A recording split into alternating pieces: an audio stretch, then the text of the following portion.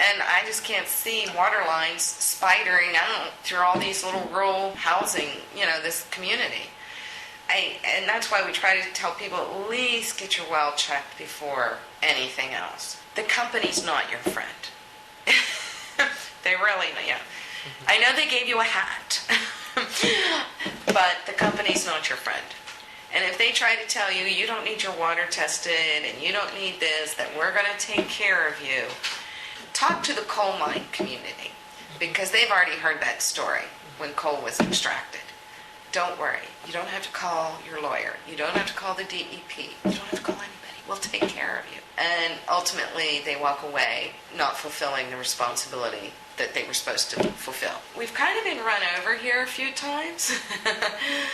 So Marcellus, and that's why it's really hard to be mad, I guess, angry at a landowner that signed a lease, because, they've been paying taxes, they may have been mined. I mean, they've gone through their checklist of torture.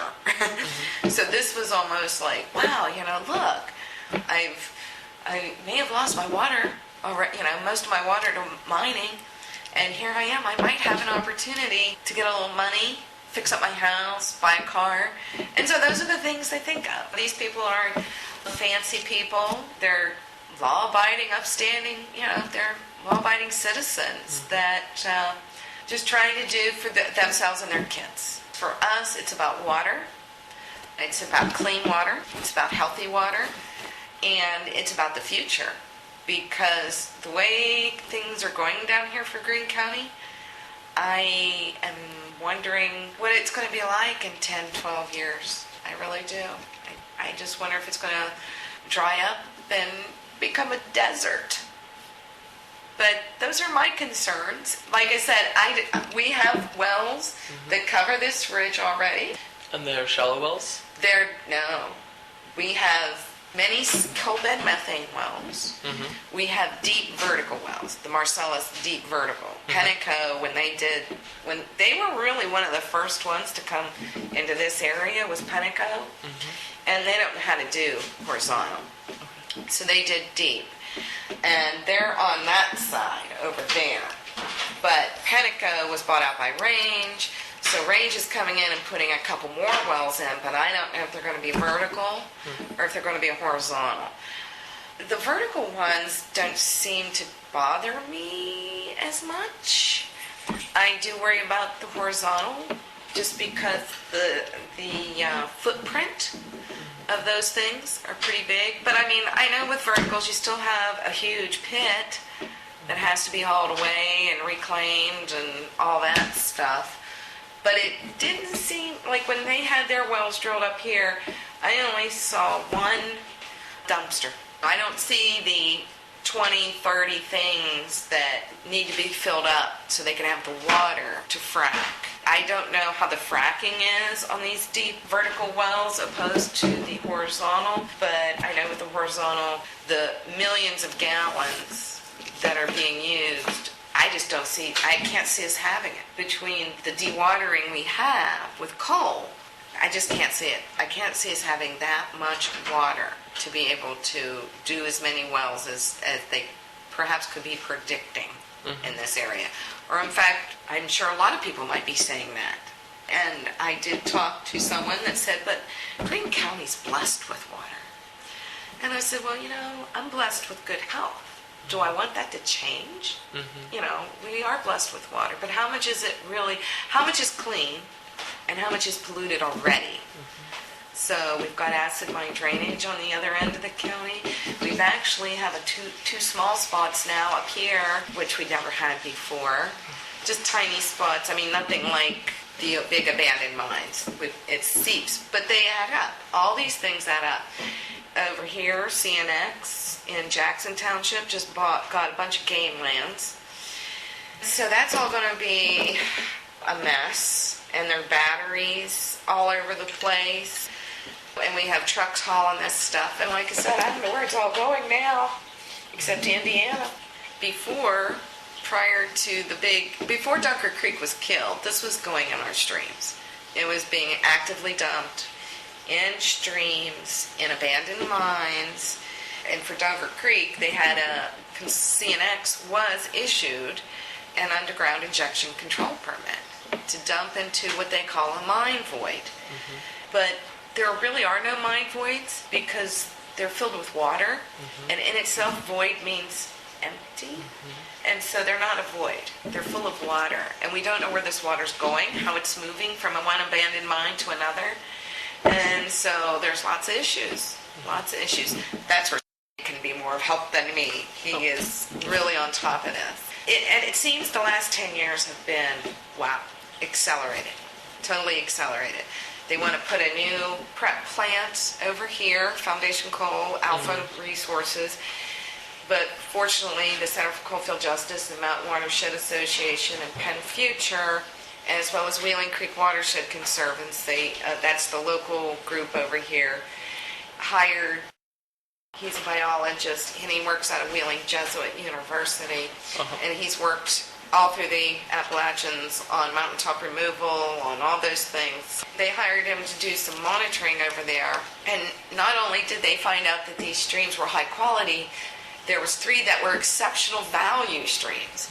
So what they wanted to do was put a slurry pond, coal refuse pond, a shaft, and a slope just over this hill right there. And I'm like, oh my gosh.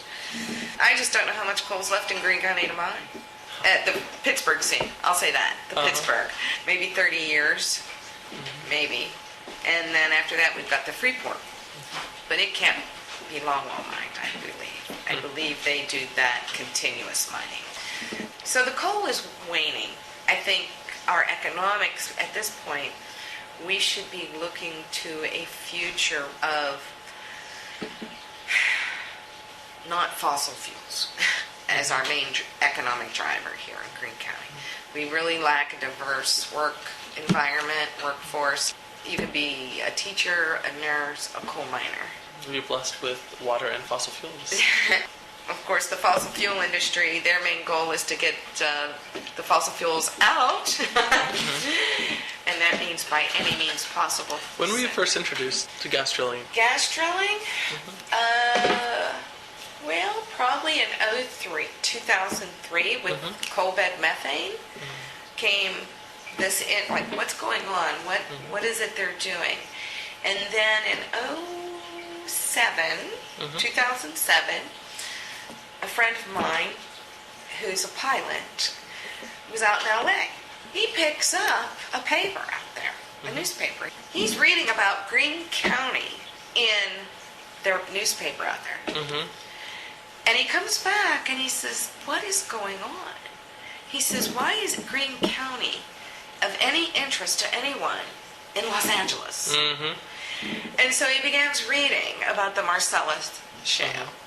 And then he starts sending out emails. What's going on? The thing is, prior to that article, Atlas was already out on the east end of the county getting the Marcellus from landowners for like $100 an acre.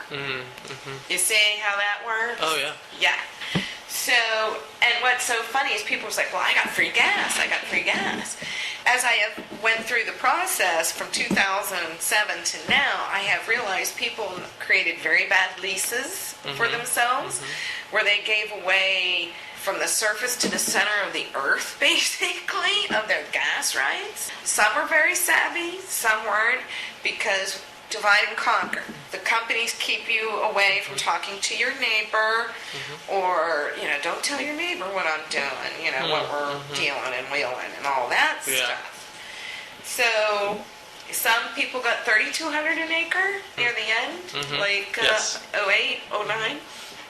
But the beginnings, which really started in 05, I would say, and it wasn't clicking in my head that it was the same, it was Marcellus. It wasn't until like 07 I clicked all these things together, and I thought, oh my gosh, some of those landowners got $100 an acre. And I'm like, wow, I bet they are. A little bit frustrated with that, but, everyone makes their own deal. And that's the thing, when they keep you apart, it was the higher price per acre was when they formed a land group. And they all were like talking to each other and helping each other and protecting each other's interest, which is what we should be doing for our water. Yeah. I mean, it's great that if we're willing to do this so everyone can make money, Yeah. then we need to do this so that everyone has clean, safe drinking water, and that our groundwater is protected and our surface water is protected. And so that's what we're trying to do with this group, get people pro-water. Yeah. So we're going to be starting a pro-water campaign, because who could be against water? Who could actually be against water, right? So we're going to challenge people.